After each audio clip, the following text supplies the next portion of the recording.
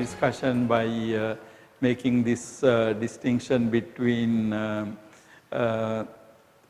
prescriptive or moral prescriptions or precepts, and also theoretical discussions of moral, which is usually in ethics called meta-ethics, discussions about the nature of ethics. Now, under this discussion, we looked at several important theories. Now, as the basis, we started our discussion last week referring to the Kalama Sutta, where Buddha gives a list of 10 things we must not take as sole authority in deciding what is good and bad, or kusala and akusala. Now, this Kalama Sutta is a very important discourse by the Buddha, because when we look at the moral philosophy of Buddhism, when we think about the authority, I mean, who has the authority to make moral decisions? Now, when you, in the Kalama Sutta, you see that these 10 are basically what has been considered to be the moral authorities. Either you go by the religious text, what is in the religious text, or by any other kind of authority, or by logicality, or by your tradition. So these are basically the moral authorities we go when we try to make moral decisions. But here, interestingly, Buddha says, don't take any of these things. But then important thing is when Buddha says not to go by these things, it doesn't necessarily mean that these sources are wrong. What it means is they are not sufficient, they are not satisfactory. In other words, you should not accept something simply because your tradition says. If your tradition says something to be good, okay, but then you further investigate it. Ultimately, interestingly, the moral authority is yourself. The word used are yada tumhe kalama attana vajaniyat, when you know for yourself. Okay. Now, interestingly,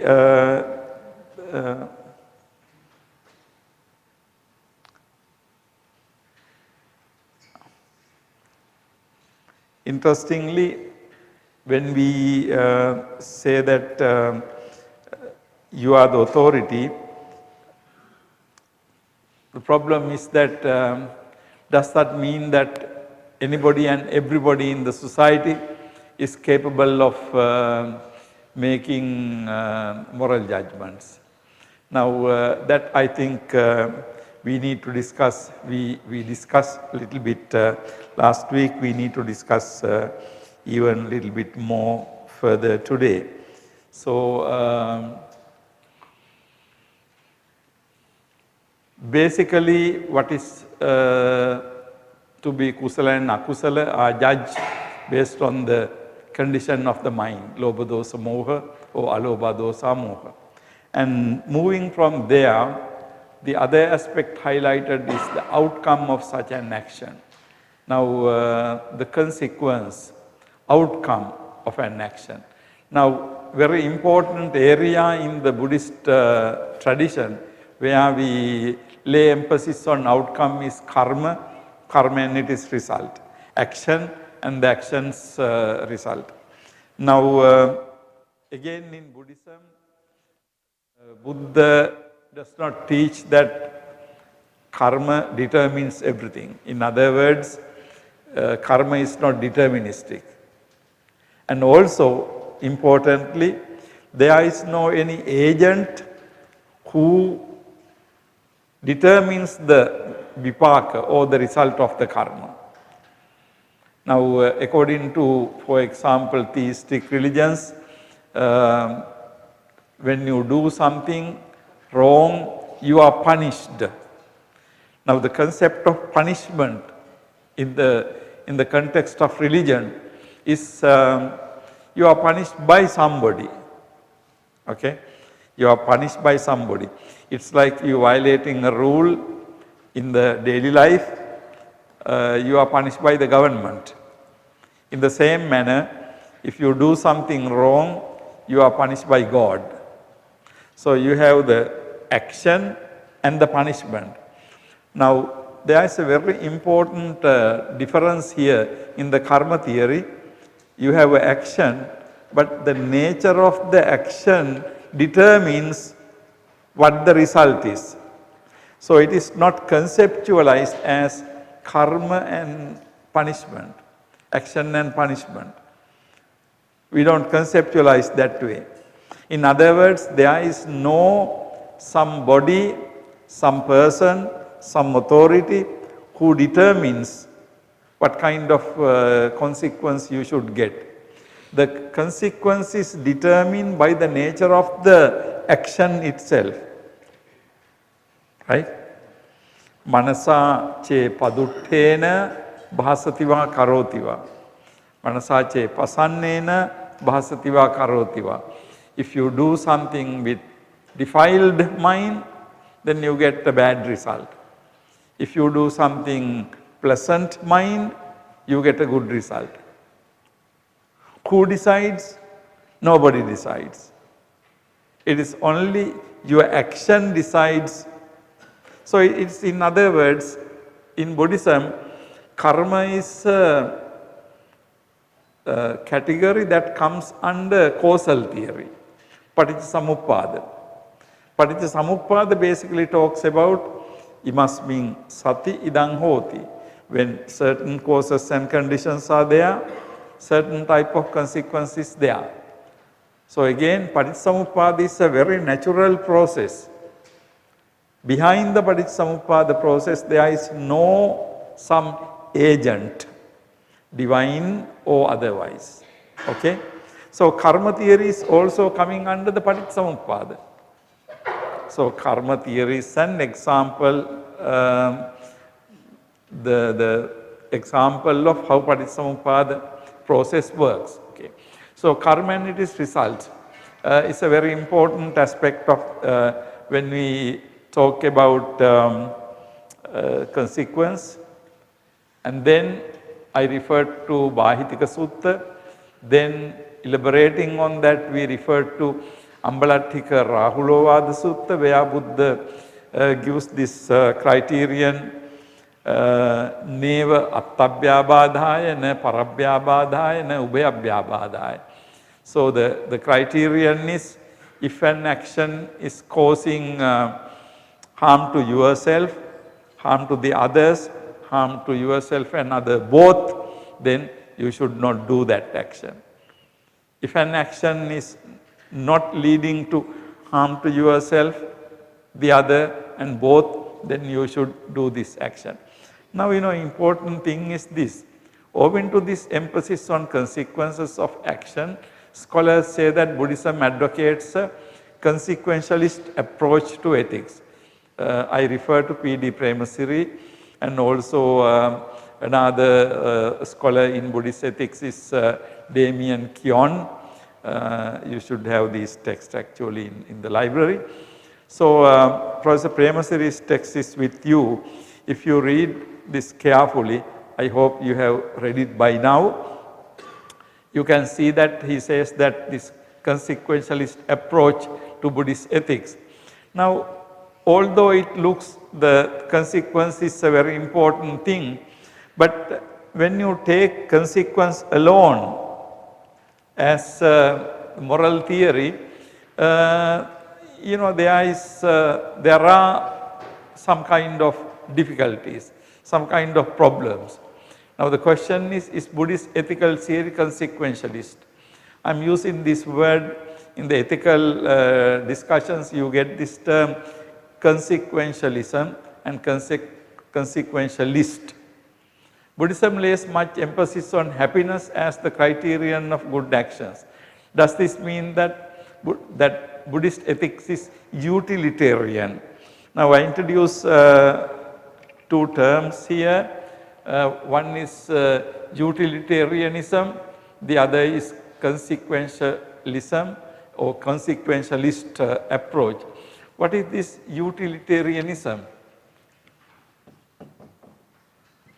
I'm sorry.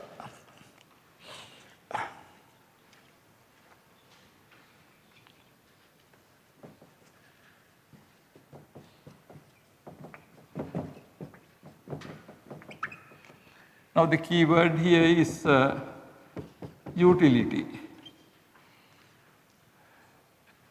Utilitarianism.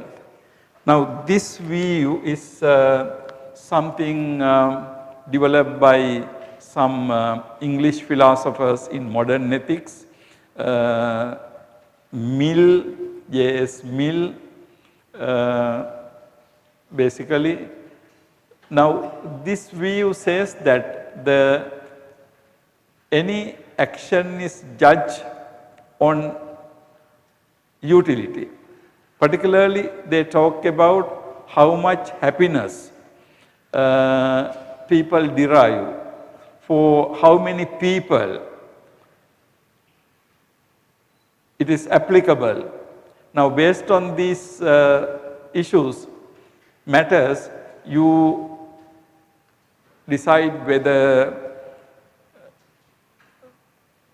you should do something or not, whether an action is good or not. So this utilitarianism is important idea. It's based on the concept of happiness. Now I think in some sense between Buddhism and utilitarianism there is a shared idea of happiness. Of course, it doesn't necessarily mean that the happiness utilitarianism means is exactly like the happiness in the Buddhist literature we are talking about, but basically the concept of happiness. Buddhism lays much emphasis on happiness as the criterion of good actions. And we know basic concept that people are there to gain happiness, to be happy. You know, this is a fundamental idea in Buddhism. Now we say that nirvana, nibbana paramang sukhang, the happiness as nirvana as the highest, or in other words, highest happiness is nirvana. So all of us are trying to realize nirvana, which is the highest happiness. Okay? Now the whole conceptualization in Buddhism based on dukkha. Now the Four Noble Truths. If you take the Four Noble Truths, the central conception is dukkha. Even though we say there are four truths, but the central idea is dukkha, right? Dukkha, arising of dukkha, cessation of dukkha, path leading to the cessation of dukkha. So dukkha is the central idea. Now we want to change this life because as Puthujjana beings we undergo suffering. Now if that is true, then happiness is the goal. Now happiness can be defined in many different manners in Buddhist tradition. Gihi sukha, pabbajita sukha, the happiness of lay people, happiness of monastic communities, and happiness you gain by attaining jhana, attaining magga, phala, and then when you cleanse yourself of defilements at the Sotapatti level, then you are pure up to that extent, and then you are also happy up to that extent. And finally when you become an arahant, you are completely purified and all the defilements are gone. Because all the defilements are gone, no causes of dukkha. When all the causes of dukkha are gone, you are happy. So you know this concept of happiness is central in Buddhism. And utilitarianism also, they go by the happiness produced by an action.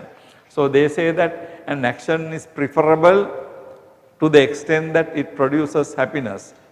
So maximum happiness for maximum number of people will be the best action. If an action produces biggest amount of happiness for largest amount of people. So that is the idea. Okay. So the maximum happiness for maximum number of people. That is the utilitarian view. Now the issue is that when in Buddhism we say we ultimately derive happiness by cleansing ourselves. So it comes from the purity. However, in the utilitarian tradition, it is clear that they are not talking about that type of happiness. Okay? Although we use the concept of in Pali sukha. Okay, in Pali sukha. In English we use the term happiness. But what do we really mean by these two are really we need to be very carefully analyzed. But in Buddhism, you know that we talk about the concept of what is called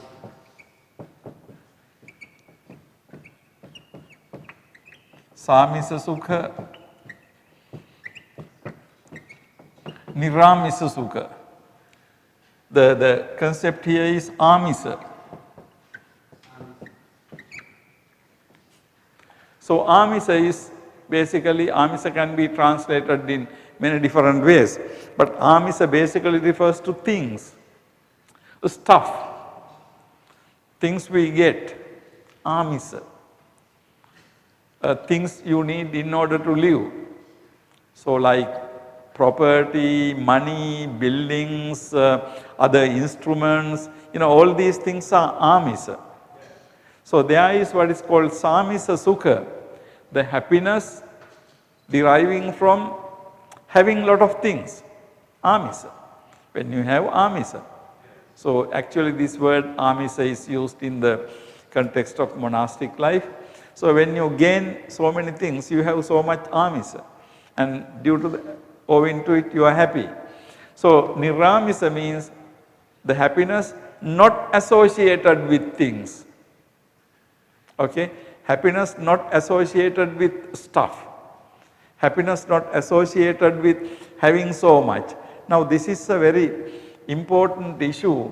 Here when in the utilitarianism, when they talk about maximum happiness for maximum people, it's important to understand what kind of happiness they are talking. Whether it is they are talking Samisa Sukha or Niramisa Sukha. Now clearly they cannot be talking of Niramisa Sukha. They must be talking of Samisa Sukha.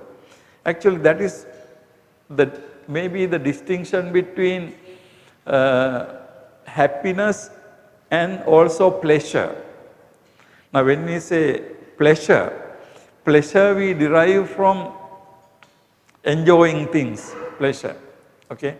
But happiness is something different. Say when you give something you have to someone as a donation, you are happy.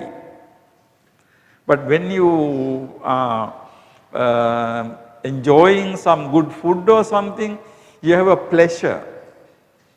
So the pleasure seems to be more connected to Samisa Sukha. And the happiness, you are happy often by doing something good, doing something ethical. It doesn't mean that unethical people are not happy. People can be happy doing nasty things also. But basically this Samisa Sukha and Niramisa Sukha is something very interesting. So you do something if it produces happiness. Now when you take this criterion given in the Ambalattika Rahulovada Sutta, Neva Atta Vyabadhaya, Paravyabadhaya Ube. Vyabadha means harm, discomfort. So the Vyabadha, Vyapada, That means the harm. And so Buddha says that don't do anything that produces harm to, discomfort to anybody. But this view has been expressed in many different ways. In the Dhammapada you have places like Natang kammang katang sadhu yang katva anutappati. Don't do anything that if you will have to regret having done it, and so on. So this the outcome of an action is very much connected to this idea. So you must not do something that produces unhappiness. Do something that produces happiness. Now, attabhyabadaya, parabhyabadaya, ubhyabhyabadaya. To you, to the other, and to both. Now you can see that there is a very strong, we can say, consequentialist approach in Buddhism. Okay? But the problem is, sometimes if you take this as the only criterion. Now in the Buddhist tradition, we are talking about by happiness something dissociated with lobha dosa moha. Now something dissociated with lobha dosa moha cannot be wrong, cannot be bad for the others. But the issue is this: if you take the utilitarian idea of maximum happiness for maximum number of people as a criterion of doing something, that happiness is not really associated with alobha, adosa, amoha in the Buddhist sense. Now which means that they can be associated with lobha, dosa, moha. But something associated with lobha, dosa, moha can be producing pleasure or happiness to larger number of people. So it means that if it produces happiness for larger number of people, then you should do that. But is that correct according to Buddhism? Is that acceptable according to Buddhism? Now again the problem is this. On the one hand, in Buddhism you find that consequence is a very important thing. However, when Buddhism talks about consequence, Buddhism associated with it happiness.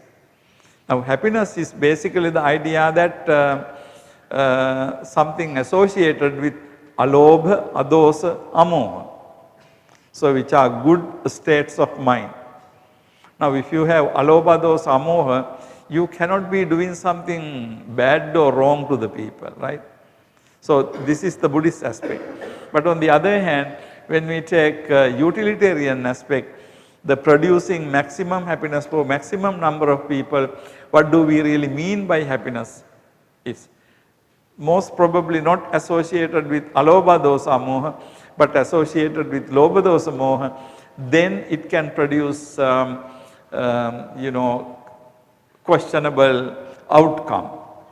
And also associated with that, the problem is when you say you do something producing happiness for maximum number of people, what about the other people? Suppose we want to do something here and then we take a vote. Suppose there are 50 people here. We say 30 people say yes to something and 20 people say no to it.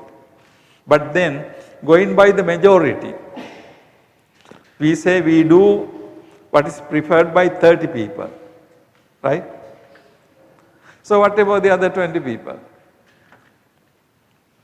The other 20 people don't like it. Then but according to this theory, if maximum amount of happiness for maximum number of people, we go for the majority, right? But does majority mean that majoritarian view is always the correct view? I mean 30 people hold a view, 20 people hold another view. Can this view be correct simply because it is held by more people? Can't it be that the view held by less number of people is the really correct view? Do you see the difference here? One is the numbers, like democracy. We go for the numbers. So we simply say that whatever has the larger number is the better. But then does that really mean that the view or the standpoint held by the larger number is morally and ethically right? You know, this is an interesting ethical question. Now, we all accept democracy, right? We go for the the larger majority always. Of course, larger majority like something means it is acceptable and it is preferred by larger majority. So implementation is much easier because more people like it. But however, whether there is a connection between majority and the rightness. In other words, whether the majoritarian view is always the right view. Okay? I mean, whether the idea preferred by a larger number of people, whether it is the right view. So what is the connection between this rightness and idea preferred by the larger majority of people? The question is,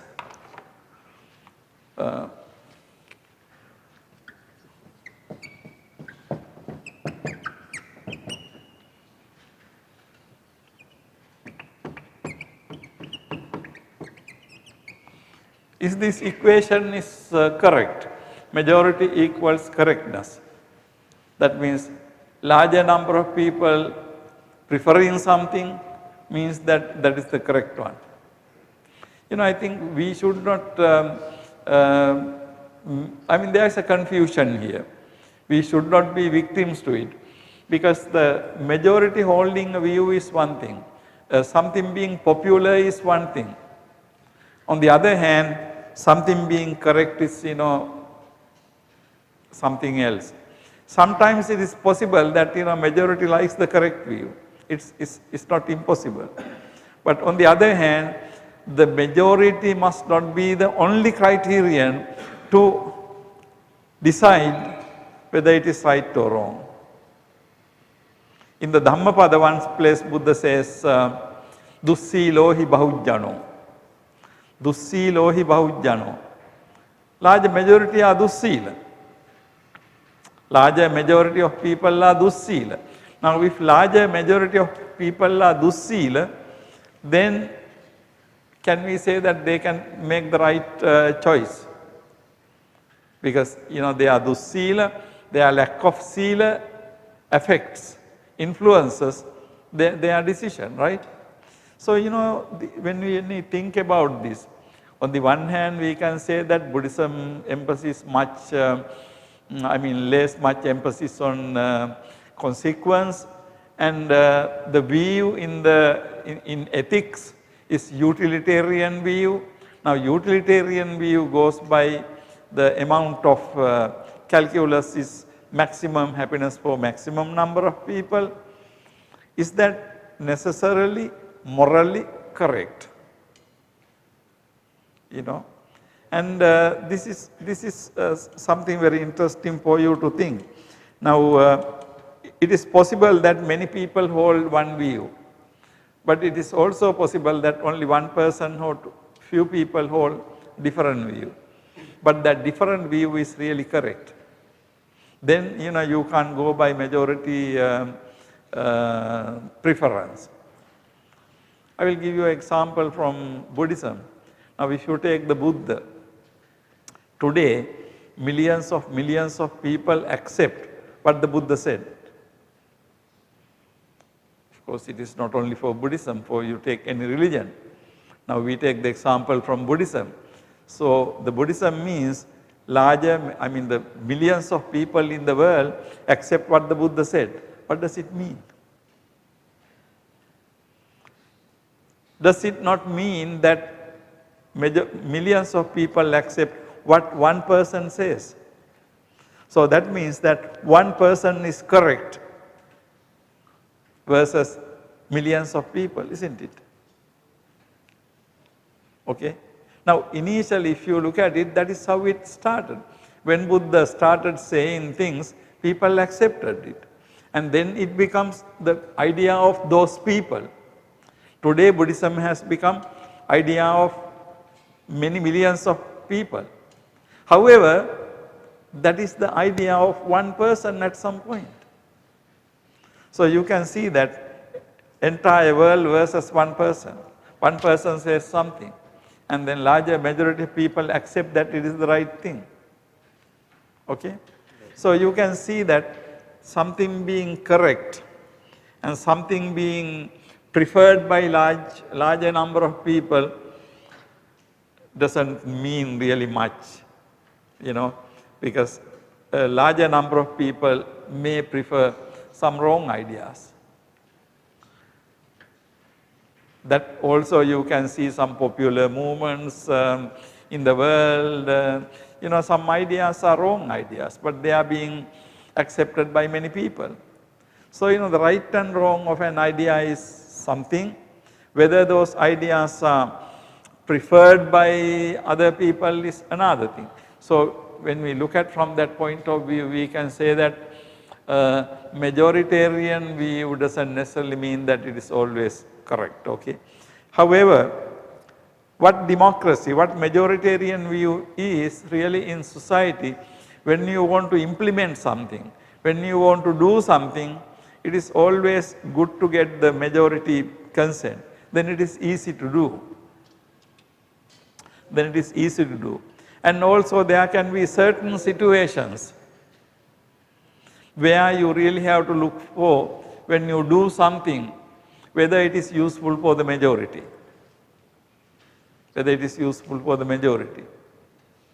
For example, let me give you some rough example.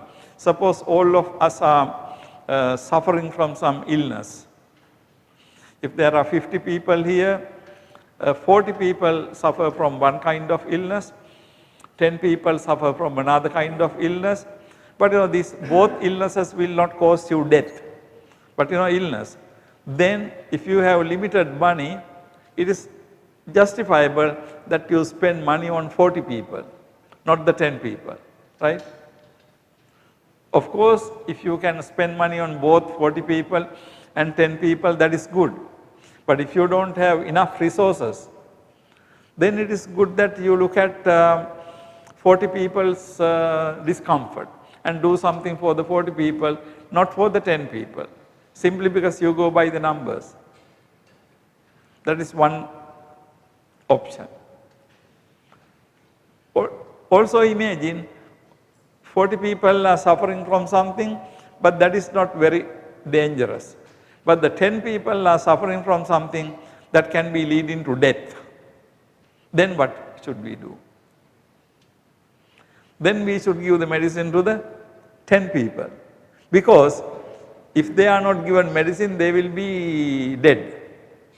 But if the 40 people, although they are suffering from illness, they will not die. Now you see, it is very difficult to have fixed answer to this type of questions. Like in mathematics, you don't have fixed answers. In mathematics, you say always 2 plus 2 equals 4. But in this kind of issues, you can't have that type of answer. So depending on, there can be certain situations where we should look at the majority. Or there can be certain situations we should look at the minority, less number and the more number. But it depends on, right? It depends on. So when we look at Buddhism, although Buddhism says much emphasis on happiness as the criterion of good actions, does this mean that Buddhist ethics is utilitarian? The answer is really no. Although Buddhism has a strong consequentialist element, the most important thing is when Buddhism says something is good, actually Buddhism looks at both from Samisa and Niramisa. For lay people, ordinary society, you can talk about Samisa. But ultimately, if you are talking about Nirvana, we are talking about Niramisa happiness, right? So the Niramisa happiness is quite different from ordinary Samisa happiness of ordinary people. Maybe ordinary people may not want Niramisa happiness. More than Niramisa happiness, they can be wanting food, clothing, and beautiful clothing, and things like that. So it depends on. So one thing is very important is in this type of situation, it is very difficult to decide on exactly one particular answer. It depends on many factors. We have to consider many factors. So therefore, utilitarianism basically means that you do something that produces maximum happiness for maximum number of people, but it could be leading to some serious difficulties.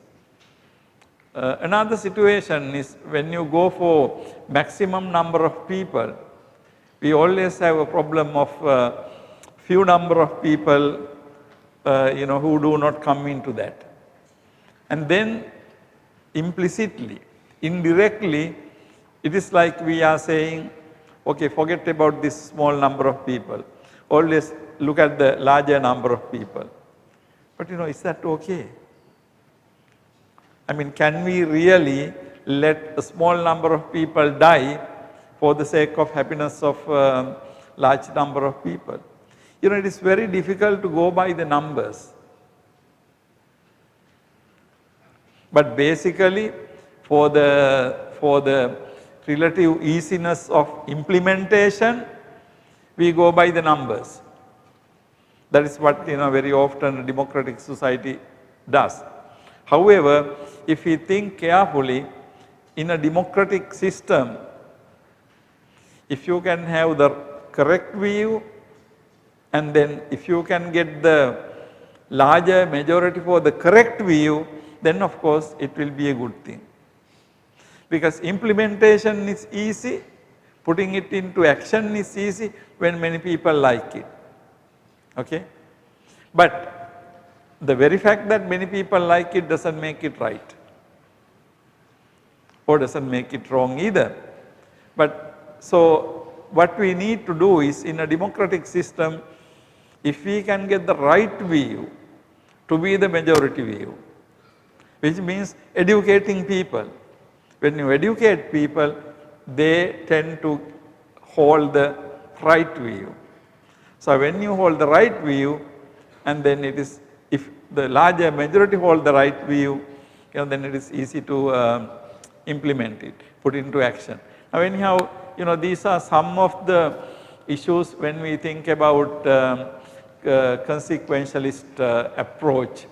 Now in Buddhism, although Buddha goes by the consequence or the outcome of an action, outcome of an action is not the only one. For some action to be judged correct, outcome is not the only one. Okay? We look at outcome. Buddha says look at the outcome. And as I said, the outcome is happiness, and the happiness we interpret in as Niramisa Sukha. Then of course, it doesn't, it cannot have the usual difficulties this idea has. Okay? So because we give a different interpretation to the concept of happiness, namely Niramisa happiness. Now in the ethics, field of ethics itself, there are some very interesting ideas. Particularly, we have another philosopher called Immanuel Kant, who really rejected this utilitarian view. So the Kant's ethical philosophy is a form of absolutism, according to which he held that ethical actions must be so under any circumstance. This is described as categorical imperative. I am not really going into very much deep into this, because in order to understand Kant's ethical theory, you really have to do a lot more reading. But in this class, we are not really going into that much deep. But let me give you just a very brief introduction. Now, utilitarian theory says that go for maximum happiness for maximum number of people. So, which means that according to Kant's analysis, you go by what is good for the maximum number of people. But as I said earlier, that does not mean that what is preferred by maximum number of people does not mean that it is the right thing. But when we see Kant, Kant is a philosopher who lived in 18th and 19th centuries. 18th century, I am sorry, 18th century. He had this idea called categorical imperative. Now, what this means is really he thought that ethics or ethical theories have to be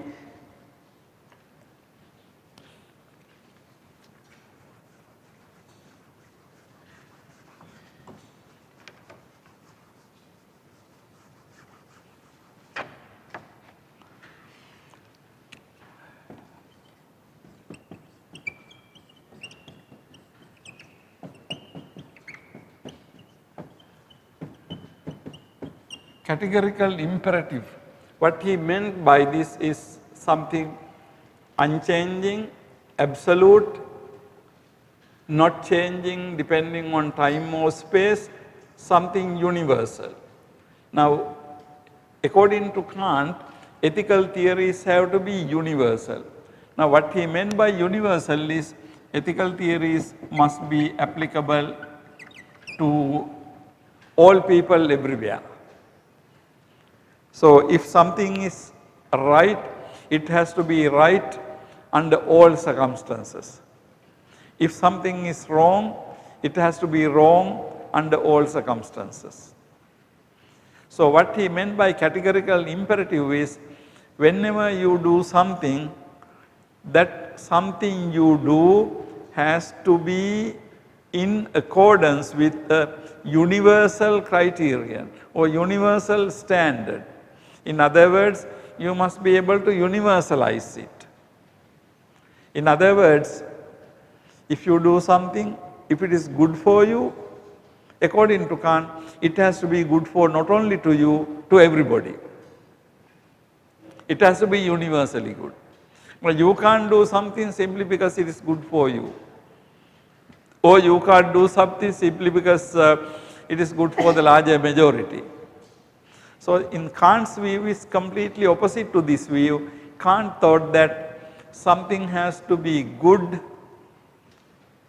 if it is, in order something to be good, it has to be universally good.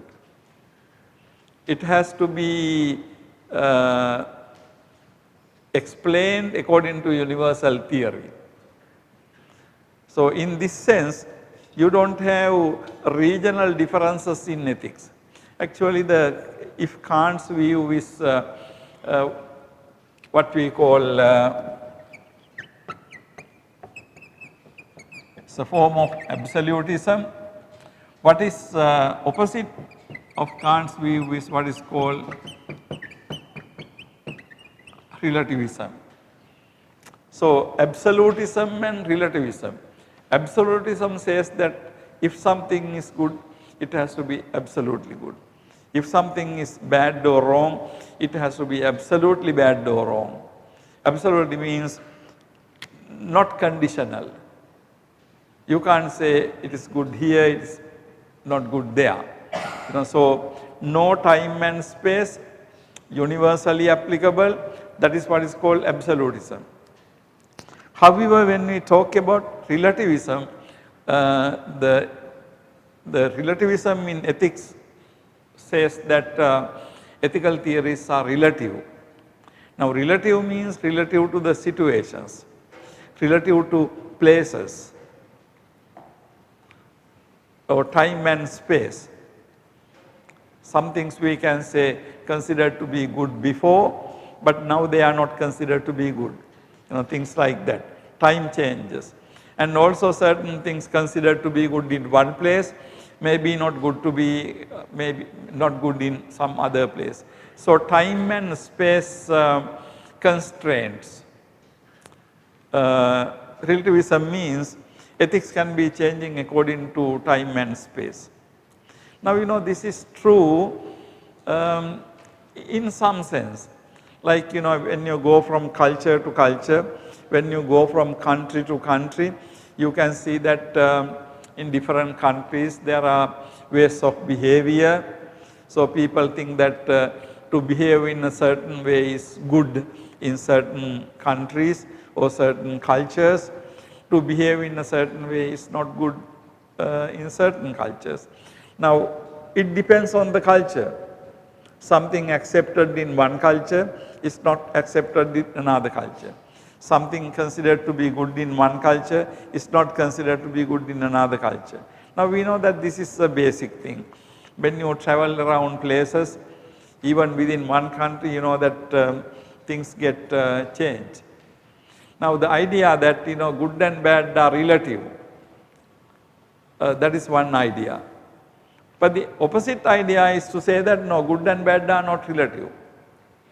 I mean, what we are talking about, the customs and habits and things can be changing, but according to this view, good and bad has to be universally applicable, good and bad. Now these are the two views. These are the two views. So of course this issue you have to really study more and think on your own. Also we can think on this looking from a Buddhist point of view, whether Buddhism is an absolutism or whether Buddhism is a relativism. But Kant's philosophy, we are just ethical views we are referring to here. He thought that any ethical action must be universal. Now this universalizability, it must be, you must be able to universalize it, universally applicable. But that is really, as ethical theory, very serious condition, right? Because when you do whatever you do, if you really think that it must be universalizable always, that is a very stringent, very strict criterion. But this was what Kant thought.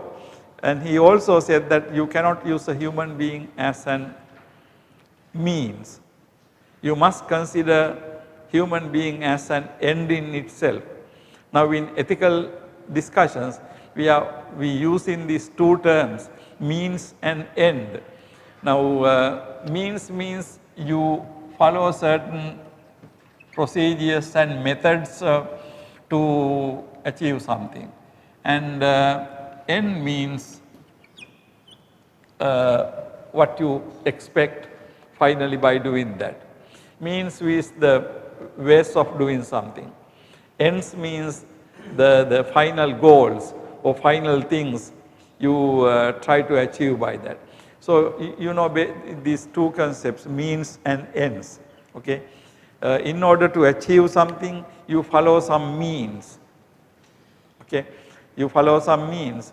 But here, basically, according to Kant, you cannot really use human beings as a means to an end. Human being has to be an end in itself.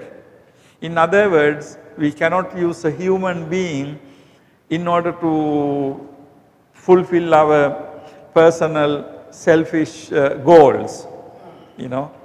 Human being has to be considered as a end in itself. Now this is another way of saying what is categorical imperative.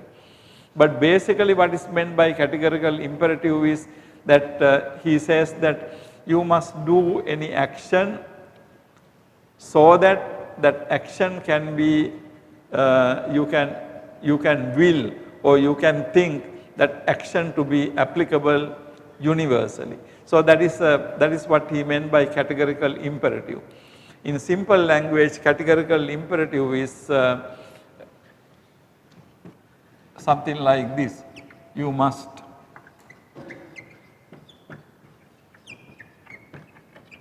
always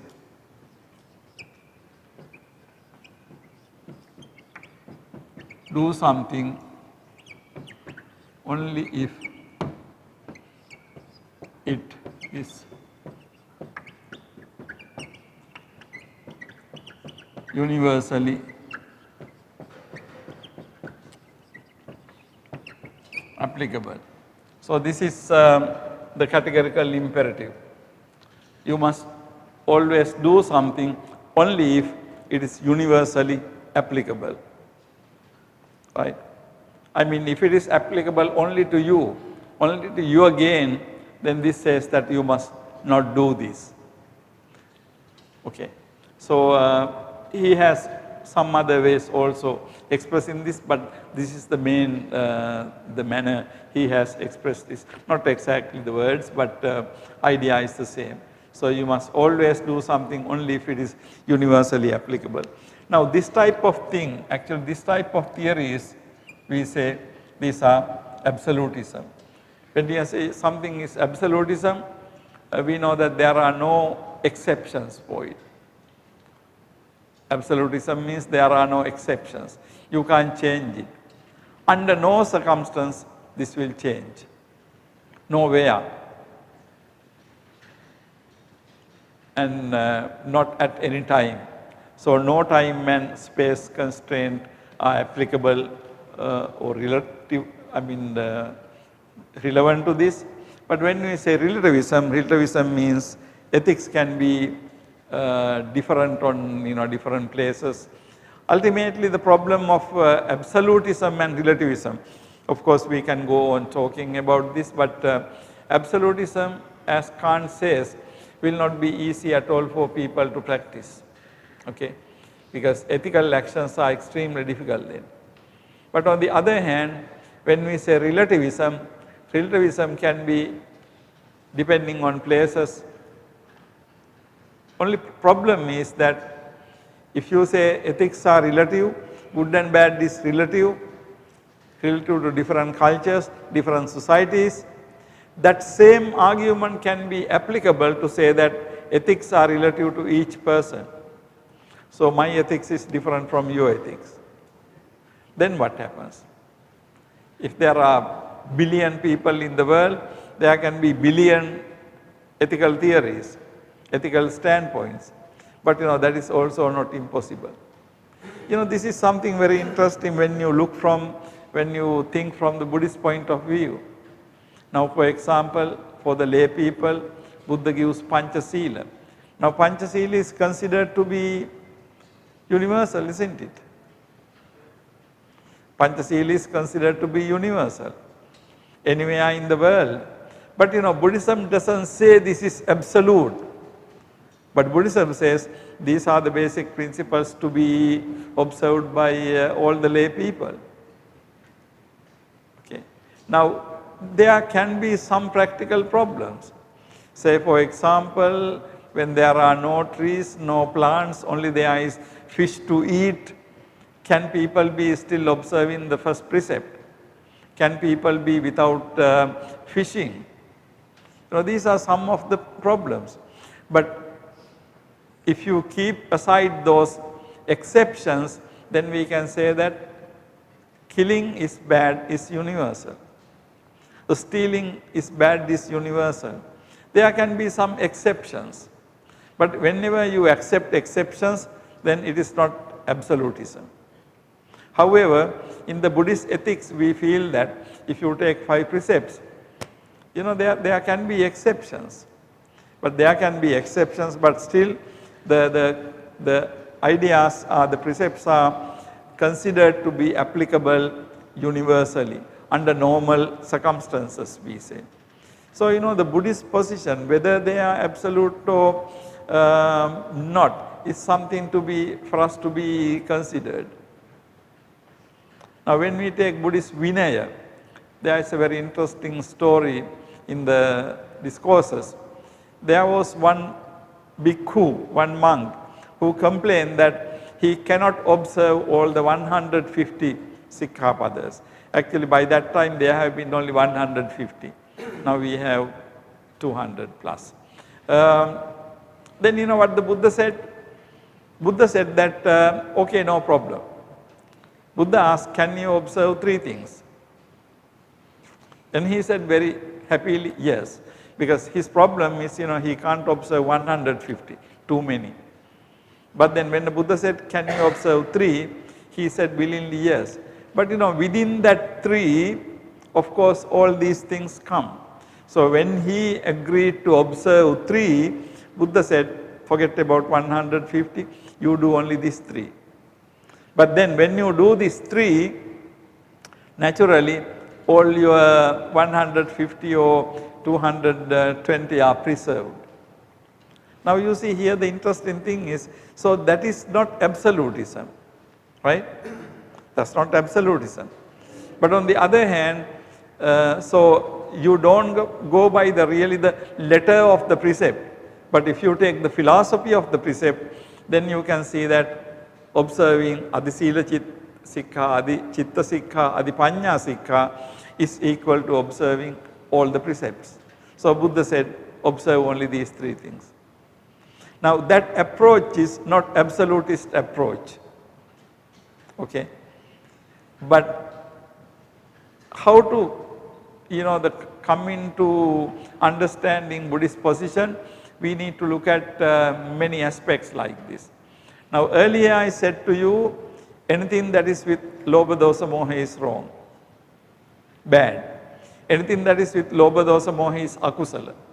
Now if anything with Lobha Dosa Moha is akusala, we can in a way say that anywhere in the universe, if you do something with Lobha Dosa Moha, that is wrong.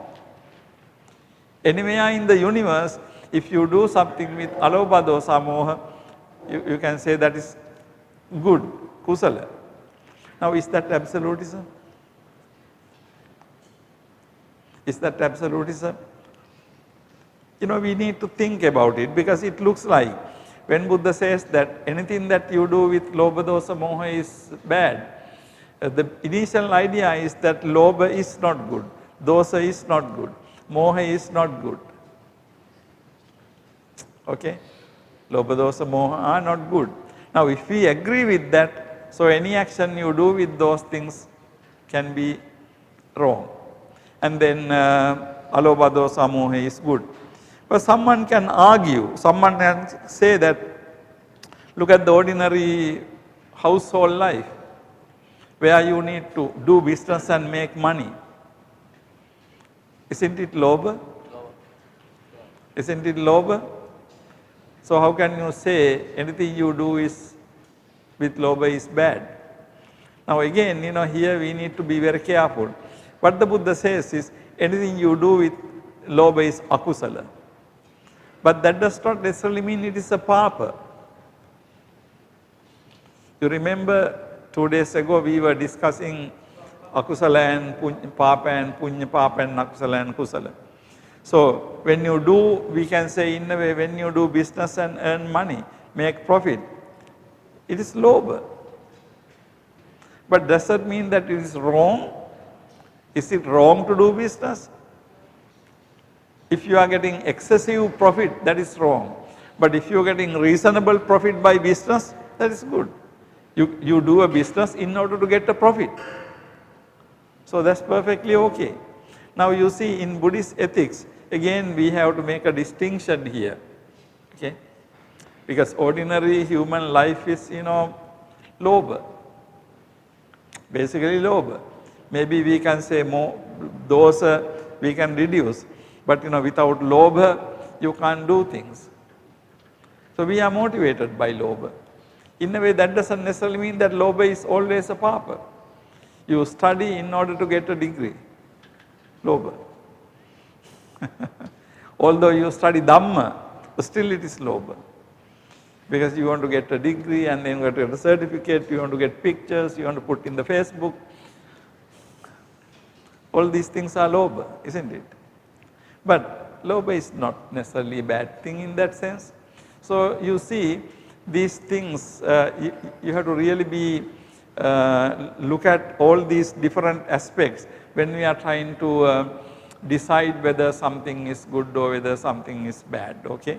So in that sense we can say, when we look at this absolutism and relativism, in a way Buddhism believes in what is to be lobha, dosa, moha to be not akusala, alobha, dosa, moha to be kusala. But basically this perspective, this view is for those who are trying to attain nirvana directly. But if you take the household life, where of course they also want to attain nirvana, but they are following a very roundabout way. Lobha, dosa, moha are not always bad, but they remain akusala. But maybe ordinary people live with akusala, although not with papa. We need to make this distinction very carefully. Okay. So when we look at Buddhist tradition, we can say at some level, we can say that certain things are, provided certain conditions, we can say they are more sure, absolute. But in this debate, I do not want to use these two terms. Buddhism is whether absolutism or whether Buddhism is relativism in ethics. Both these terms have their own problems. Okay? So now if you want to decide what is the Buddhist position, we can see that certain aspects of absolutism are there, and also certain aspect of relativism about certain things.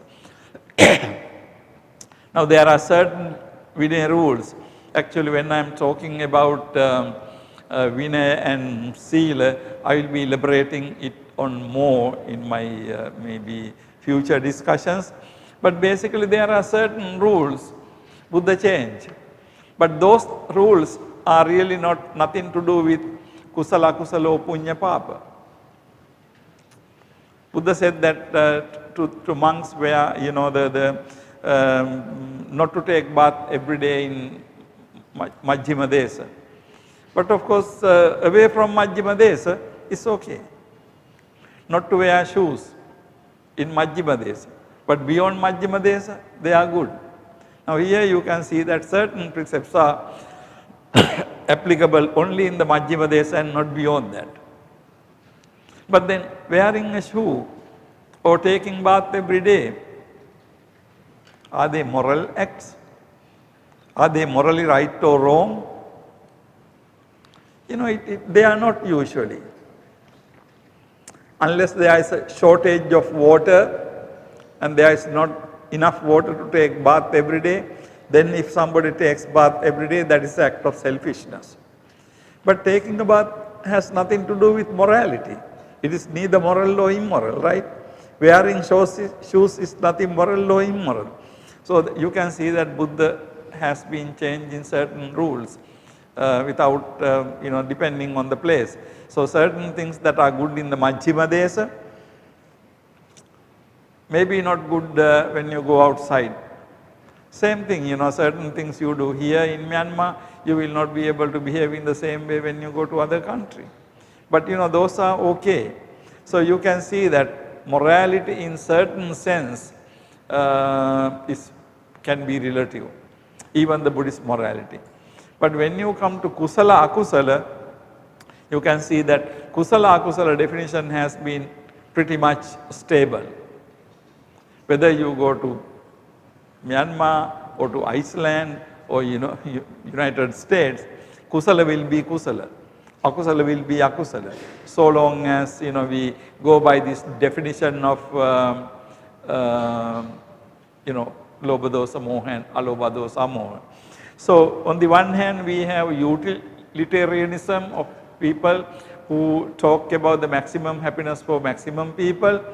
You decide whether something is moral or immoral, right or wrong, based on the idea whether it is profitable or not, utility. And then we have Kant's view, completely opposite to that. No, your actions must be universally applicable actions, otherwise not to do things. I mean, it will be humanly almost impossible to do that type of action. But as a moral theory, it is very interesting. As a moral theory, according to Kant, you must really forget yourself. You can't do something unless, even though it is good for you, unless it is good for everybody else. You can't do. So you can't be selfish according to this theory. Okay. So anyhow, we need to know more about Kant's theory. But in Professor Premasuri's analysis of Buddhist ethics, he says that Buddhist ethics seems to be consequentialist. Actually, consequentialism or the regard for the consequence of an action is very much there. But my judgment is, in Buddhism, the consequence is not the only one. I mean, consequence is considered, but consequence is not the only one. Only one criterion. There can be other criteria. Okay. So basically, I think these two ideas, whether something is relative or whether something is absolute, whether we can have moral theories, the absolute theories is something interesting. So finally, I raise this question: is Buddhist ethics relative or absolute? Does Buddhism hold that there are universally valid ethical principles? I leave this question open to you. I am not going to answer this question, but you can think about. You can think about what type of. In a way, you can say. What is with Lobha Dosa Moha is wrong under any circumstance.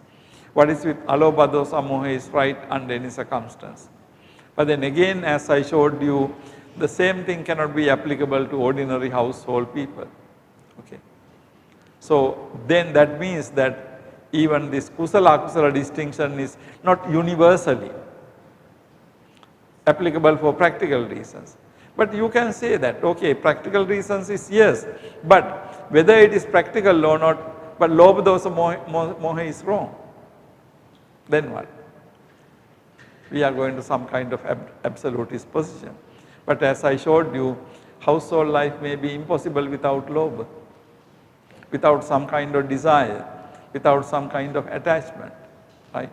Anyhow, these are difficult issues we need to, we don't have really a one very correct answer. Now, this concept, the acceptable forms of authority, adhipateya in Buddhism. Adhipateya, adhipati. Adhipati means authority. Adhipati means authority. Now, acceptable forms of authority in Buddhist ethics. Now, why I come to this question is, you remember in the Kalama Sutta, we discussed earlier, Buddha says that not to accept based on certain authorities. A religious authority, authority of reason, basically based on these two things, Buddha says not to accept. When Buddha says ma anussavena, that means anussava, religious authority, textual authority must not be the only criterion of accepting something good. So in other words, Buddha doesn't seem to like authority when it comes to moral decisions in life. In other words, according to Buddhism, you must not make moral decisions being subject to some authority, simply because you can't go beyond that authority. Having said that, if you look at here, you can see that there is another interesting thing. Although the Buddha rejected various types of authority as unsatisfactory criteria of moral action, there are some other authorities accepted as proper in making moral judgment. So Buddha rejected certain forms of authority, but on the other hand, Buddha seems to be accepting certain other forms of moral authority. Now what are they? One is one's own conscience, attadhipateya. Another is the world, the intelligent people in the world, lokadhipateya. The third is the Dhamma, the teaching of the Buddha, Dhammadhipateya. So we have Atta, Loka, Dhamma as Adhipateya. Adhipateya means authority. Something that puts kind of pressure on you, some kind of power that you have to consider, that you cannot go beyond. Now, but interestingly, if you look at what they are, you can see that they are not divine authority or something. They are not textual authority or anything. Then what are they? The first one is Attadipateya, Atta. First one is Attadipateya. Atta, oneself. In the Kalama Sutta we found that Buddha says, Attanava janeyata, you know for yourself. And then there are other places in the discourses, Atta upavadati. What is the meaning of Atta upavadati? Upavadati means one's own conscience, Atta there. Upavadati means complain. Your own conscience complain against you. Your own conscience criticize you. Your own conscience blames you. You get the point? Like when certain things are done or certain things are not done, maybe outside people say, oh, it is good. But in your own mind, you know that what you did is wrong. Now what is that? How do you know? That is your conscience. Actually, we talk about moral conscience. Now, moral conscience can be different from people to people. Basically, your moral conscience is developed according to your moral training. If you have a very good idea of good and bad, right and wrong, what you should do and what you should not do, then from very early childhood, you develop a moral conscience. It can come from your teachers, it can come from your parents, it can come from your school, it can come from your society. So the conscience is something not that we have inherently. Conscience is something, some aspect of our understanding, aspect of our mind that is gradually developed in us. Now some people do wrong things, they don't feel anything about it, which means they don't have a conscience, or they have a very different type of conscience.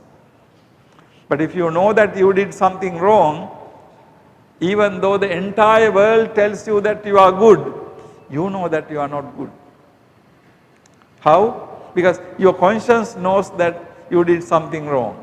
So Attadipateya means that actually, Attadipateya means you look at your conscience. You hear, you listen to your conscience. You see what your conscience says. Maybe everybody else blames you, but you know that what you did is right. Your conscience says that what you did is right. Entire world may be praising you, but you know what you did is wrong. So the conscience is, the inner, how to define it? Conscience is inner feeling of good and bad, right and wrong. So all of us have some kind of conscience, but very often depending on your education, your moral education, your association and your intelligence, based on these things we have a moral conscience, right? So we think certain things are good, certain things are right and certain things are wrong and certain things are bad based on this.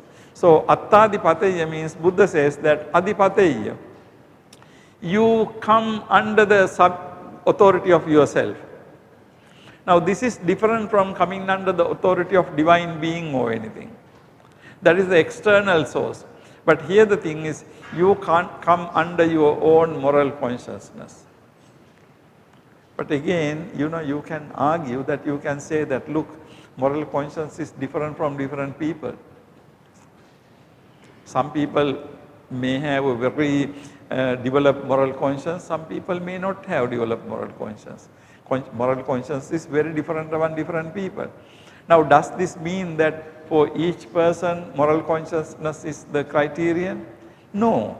Actually the Attadipateya means you have to have developed good moral conscience.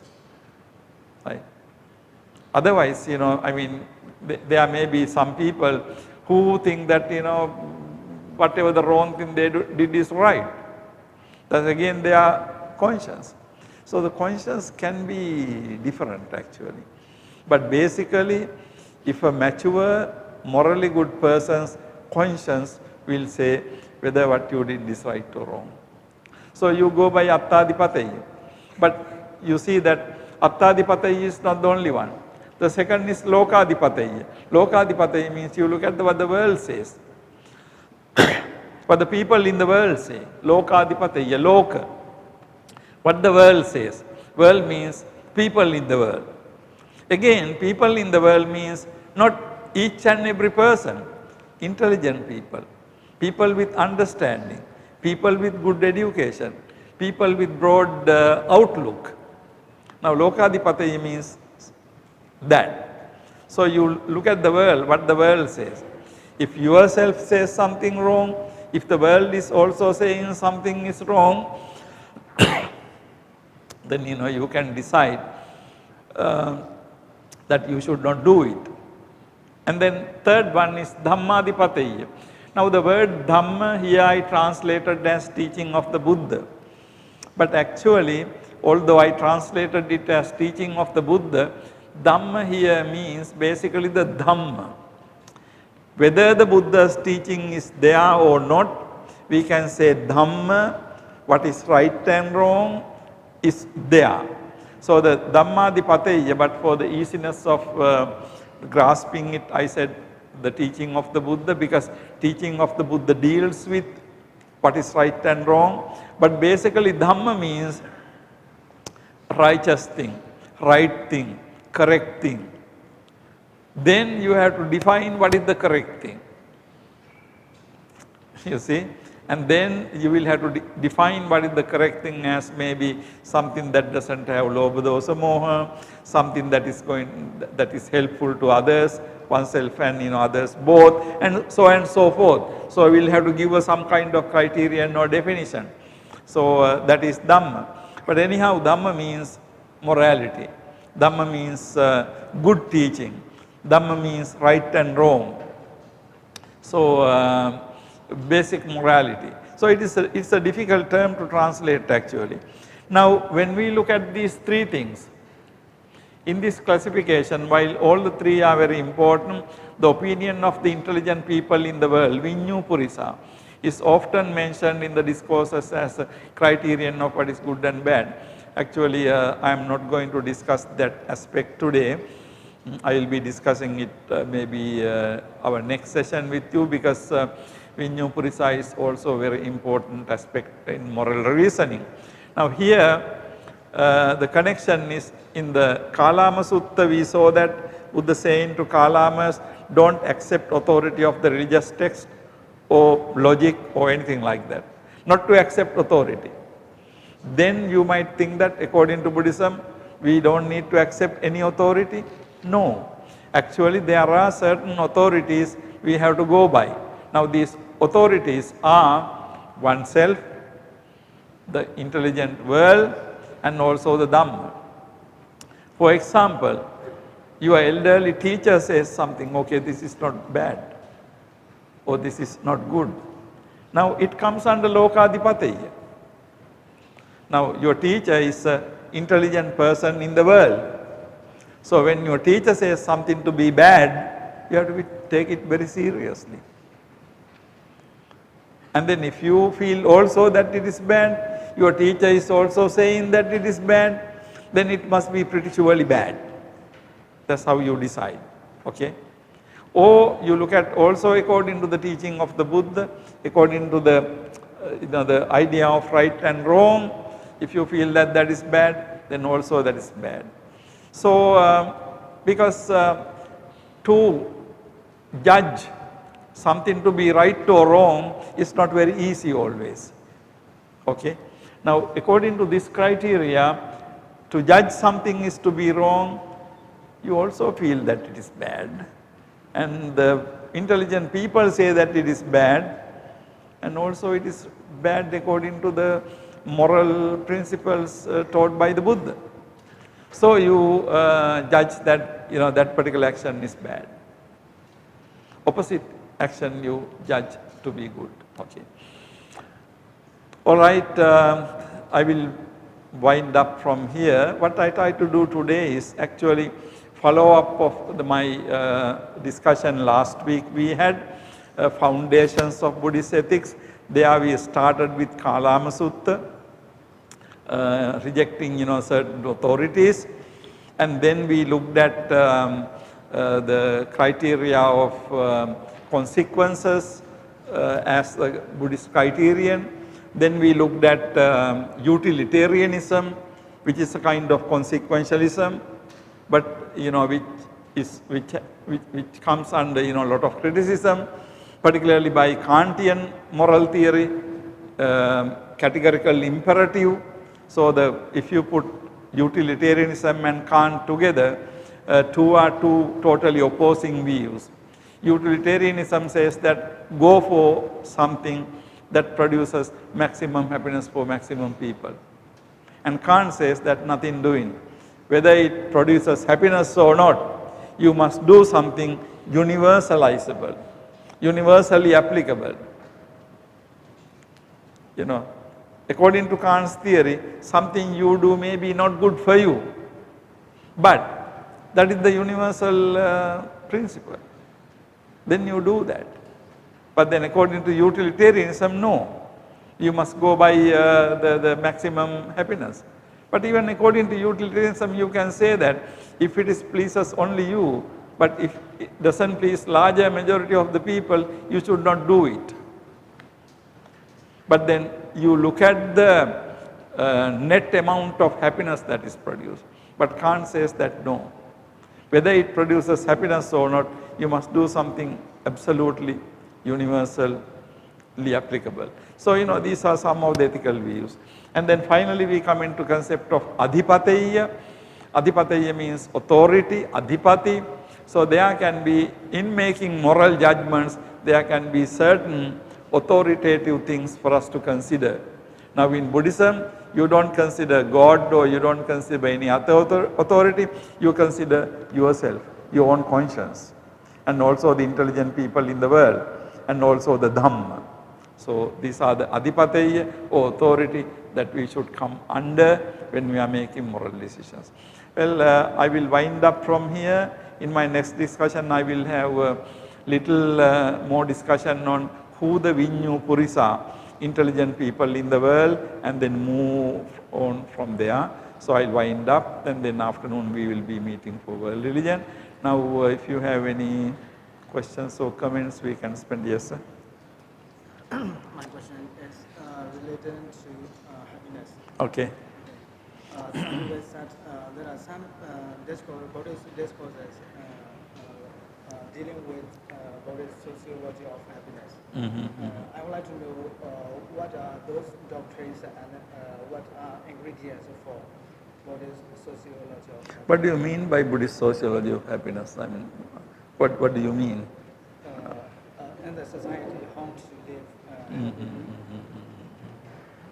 Yes, the Reverend, sociology of happiness, like how happiness criterion affects society. In fact, Buddha has taught many things, how people should be living in society, how you can make a happy life. Now, if you take Sigalovada Sutta or something, you do your duties and, things like that. So those are kind of social things.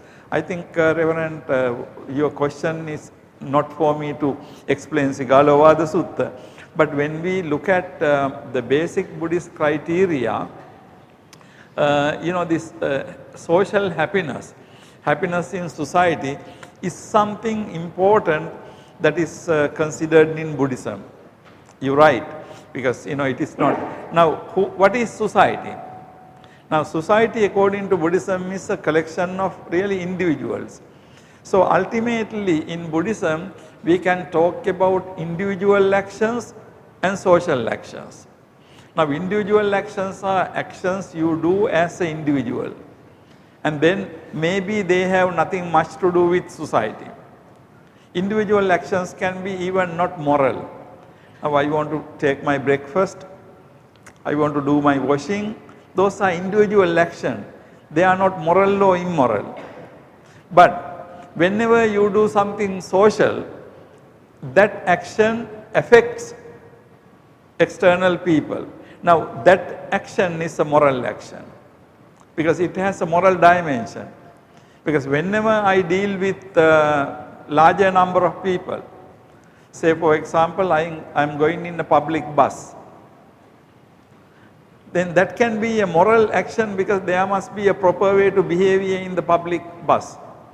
But if I am going on my own private vehicle, those things are not applicable, right? So in other words, what I am trying to say is, your individual action may be not always morally binding or morally affecting society. But I'm sorry, no, I'm sorry, let me put it this way. You can have your certain individual action which do not have moral concerns, like you're taking your meal and things like that. But every moment it has some relation to the public, it can be a moral act. In the sense, you taking your meal, it's a very personal thing. But if you take your meal in a community hall, then there is a morality. There is a way you should eat. There is how much you should eat. Suppose there is limited number of food to eat. You can't just serve yourself huge plate. You have to be considering all these people, right? So any action can be a socially affecting, influencing action depending on the situation, Reverend. So in the Buddhist ethics, actually the whole issue of ethics is society, Reverend. If we are living in like, the story Robinson Crusoe, like in island, without anybody else, you don't have to care about ethics because, there is no any other human being or other beings to care about ethics. And if you just live all by yourself, no stealing. I mean, in order to steal, there must be somebody else who has things. But if you are just by alone, can you steal? No. If you are the only person in the island, can you kill? No. Can you tell lies? No. So, all the ethics is basically social ethics, Reverend. Ethics become meaningful in society, not in privately. So, I mean, your question is important. So, I would say that not only, I mean, in a Sutta Light Sigalovada, you see how we should treat different social groups, but that's a different dimension. But if you take the basic ethical concept, ethics becomes meaningful only in a society. So, according to Buddhism, ethics is social. So, you need to really be concerned about, be regardful about or careful about, caring about the society in your behavior. So, that becomes ethical behavior. Okay. Okay, Reva. Okay. My question is, what is Buddhist economics ethics? Okay, Reverend, it's a very large question, Buddhist economics ethics.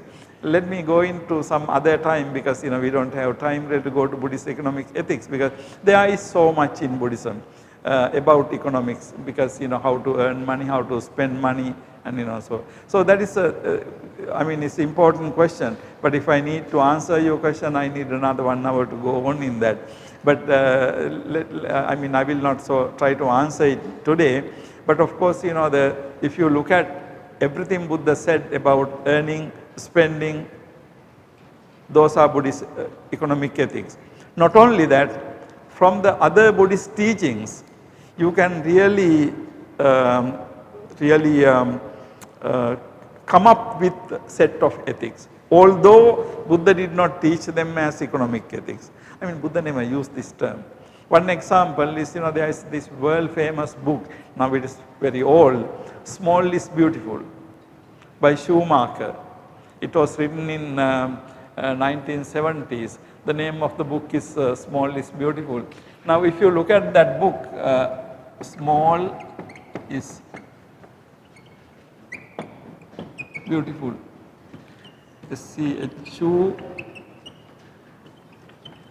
Schumacher. Schumacher, Small is Beautiful. If you Google, you will find this book.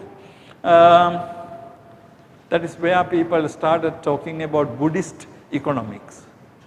There's a chapter.